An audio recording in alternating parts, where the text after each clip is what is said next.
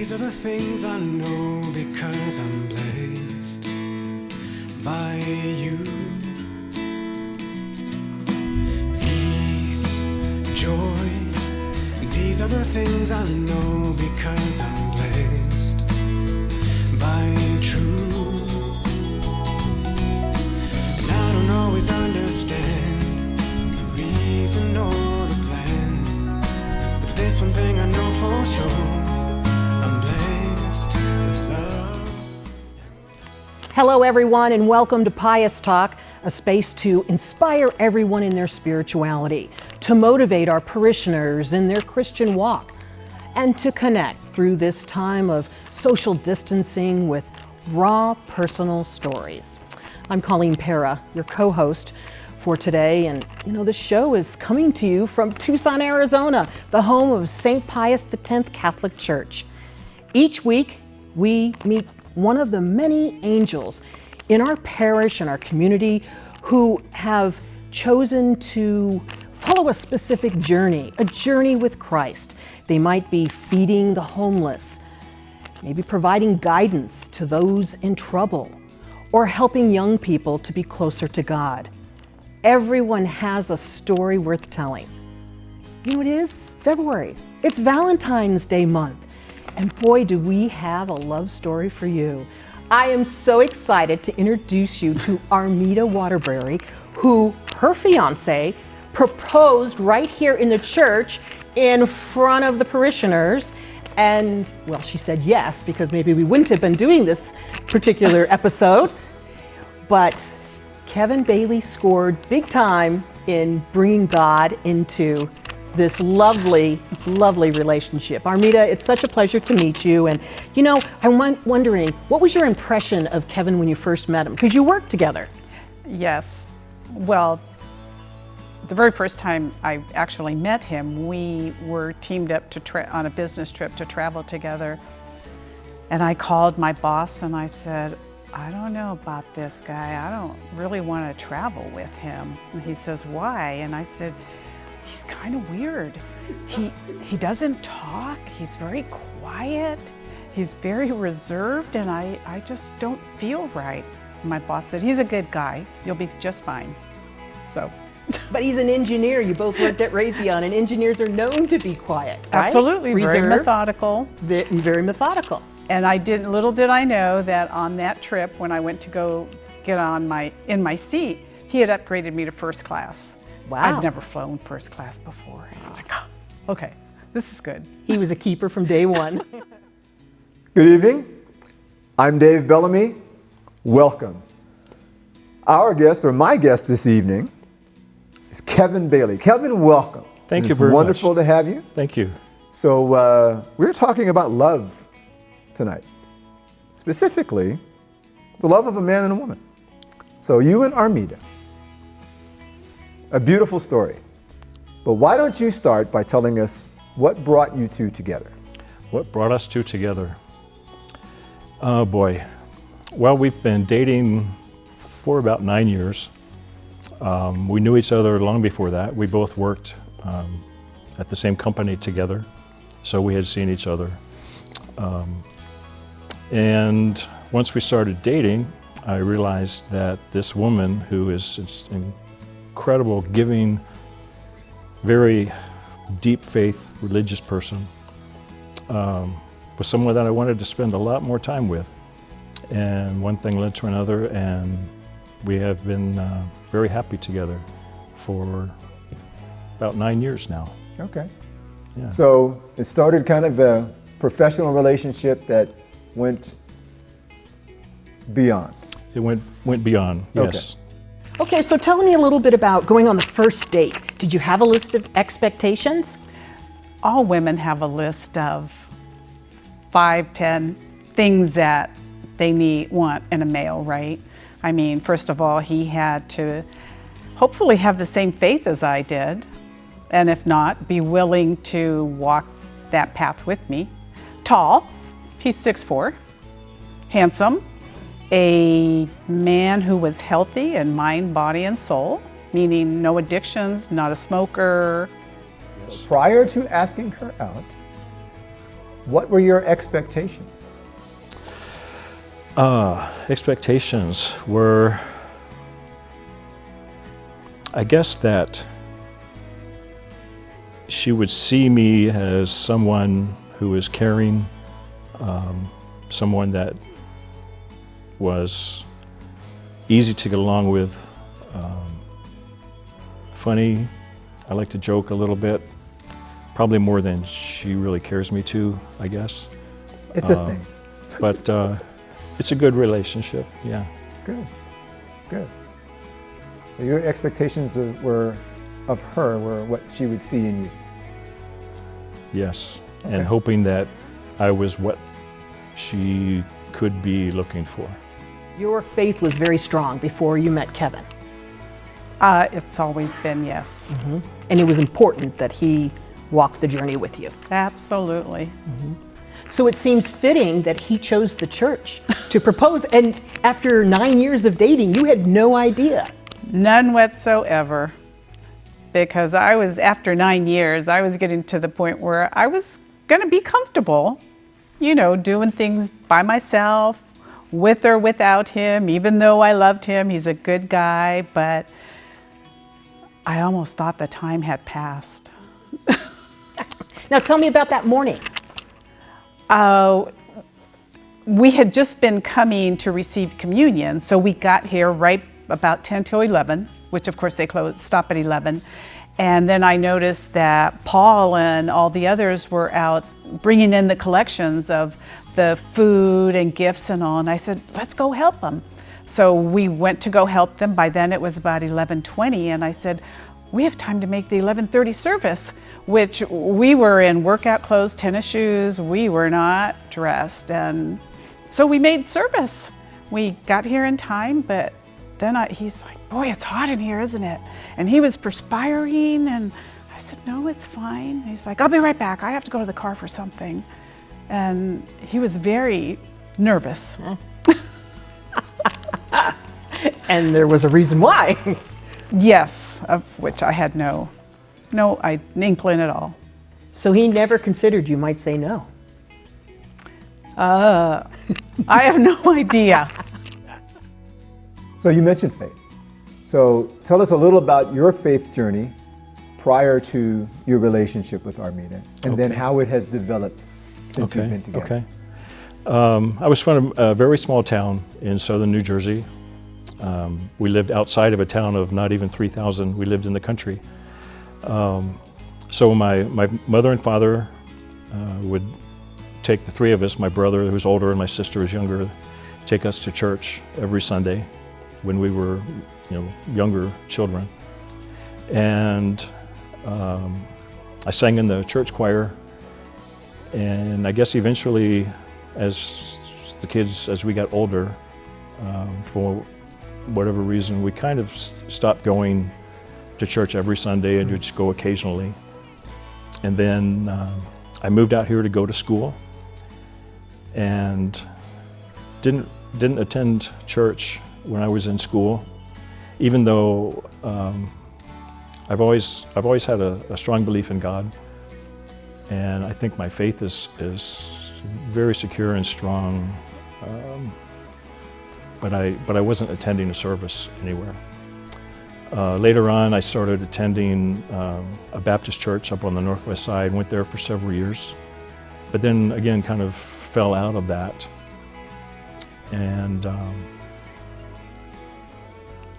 once Armida and I started dating, I immediately knew how strong, even before we started dating, I knew how strong her faith was, and that she attended Catholic church. So I started attending St. Pius here with her occasionally, and as I saw how amazing Pius and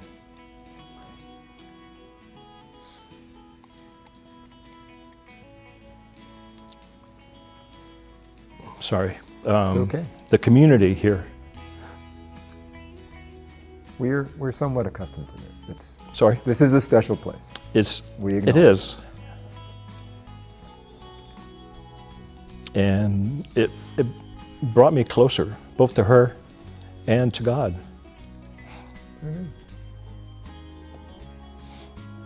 Well, we're glad you're with us. What do you like most about Kevin? He's steadfast. He shows up. He may not be the quickest reactor in the group because he doesn't do anything hastily, but I can count on him. As my daughter said, when I told her, she says, you know, Mom, I'll never have to worry about you. I know you'll be safe. I know he'll take care of you. You've met a good man, that's for sure. He is. I didn't mean to cry. Don't worry. He puts up with me. Like I told Paul, he's the calm to my craziness. What do you like most about her? Most about her. That kind of narrows it to one thing, and there's just so many things. But the one thing is, again, she's such a giving, beautiful person inside and out. Her deep faith is very important to her and to me. Okay, so here we are all together now. Look, it's Kevin and Armida. Colleen's here, and I'm still me. That hasn't changed. So I have to ask the ladies a question. So while Kevin and I were in here doing our interview, we almost couldn't do our interview because of all of the sound coming from out. What were you guys doing out there? What were we talking I about? think he was talking about a different group. Yeah, I think so. A different group. Right. It was those people out the other door. Exactly. Right. Good cover. Yeah. Okay, over to you, Colin. You are very methodical in your job as Yes. an engineer. Still am. Yes, Even, you probably had to measure how many feet, where you were going to propose, right? Or was this like willy-nilly? You know, I had struggled with it for about 2 weeks. After I got the ring, I carried it with me. We went to a restaurant, I carried it with me. It wasn't the right place. It wasn't the right environment. Because I And- changed your plans. She changed the plan. She didn't want to go to the restaurant I had picked out, so I had to cancel the reservation. So trying to find just the right place, I think I was being too methodical because I couldn't come up with just the right thing, and I wanted to make it very, very special for her. Well, you achieved that. I'm sorry? You achieved that. I think I did. Do they all know that they did it here? So, for those of you who may not know, the proposal was right about there in our sanctuary in our church. So, talk about pressure. You know, I think Or not. I think I'm right in saying that Armida probably considers this her second home. And Oh, I spent And a I- lot There of you time go. on my I knees. think What that better place? I think that made it very special. I hope it did. It did. It did. Wonderful. Especially since there was no preparation by our appearance for it. That's But quite there was okay. another Better that way. another co-conspirator in this, Father Harry.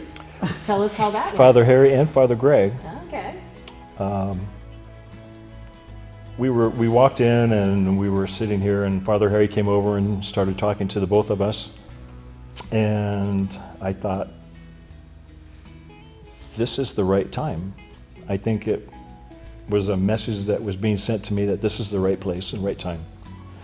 I had left the ring in the car because who would have thought that, you know, I needed it now. So I was trying to figure out how to excuse myself to run out to the car. And right about that time, Armida asked me if I could run out and get her purse because she had left it in the car. Perfect. So I ran out of the church, and Father Harry said, make sure you hurry up back in because they're going to close the door. And so I ran all the way out to the car, ran all the way back, and of course Father Harry was kidding that he wasn't going to let me back in. So then I excused myself to use the restroom, and instead I met Father Harry in the hallway and asked him if it would be okay if I would propose, you know, after the Mass was over.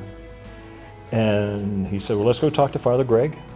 And we did, and told them my plan, and they both blessed it. And Father Greg asked me are you certain that you want to do this in front of the congregation?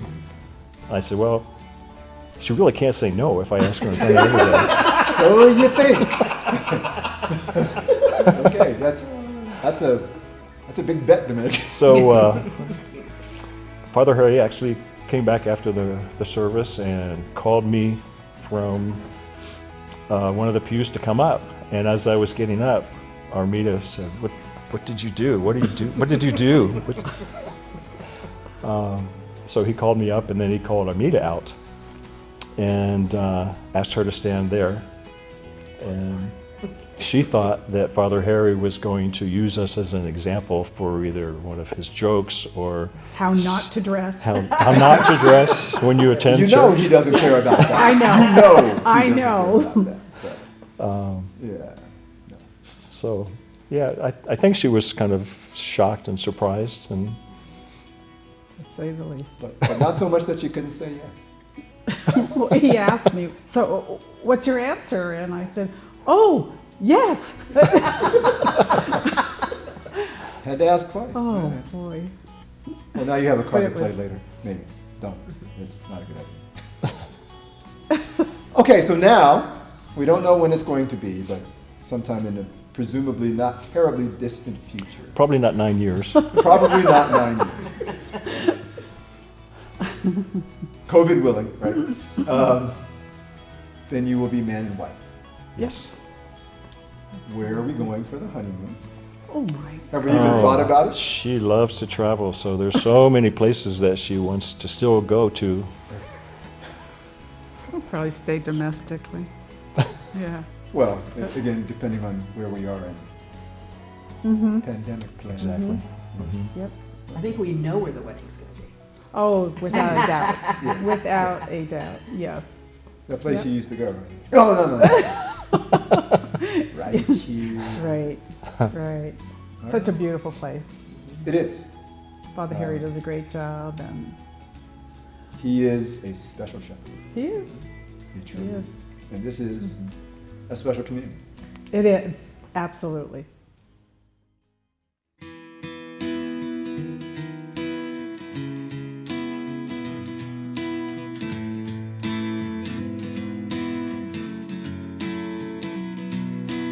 Life, love, these are the things I know because I'm blessed by you. Peace, joy, these are the things I know because I'm blessed by truth. And I don't always understand the reason or the plan, but there's one thing I know for sure: I'm blessed with love. And when I get home from work today and I walk through the door, there'll be a loving smile and a warm embrace. 'Cause this is life and this is love and this is why it's worth the work. This is what it means to be alive.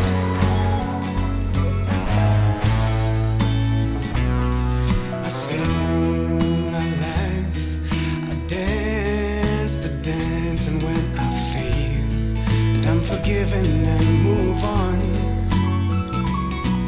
the trials, the pain, the times I can test my faith, but in the end, there's always grace.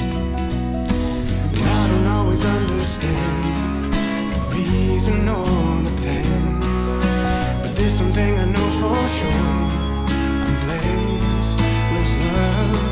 And when I get home from work today and I walk through the door, there'll be a loving smile and a warm embrace. 'Cause this is life and this is love and this is why it's worth the work. This is what it means to be alive. And if I could go back and change anything, I'd do it all over again, because I have been blessed beyond my wildest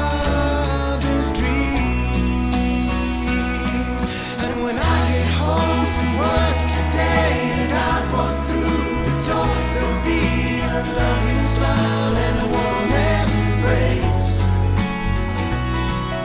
'Cause this is life and this is love and this is why it's worth the work.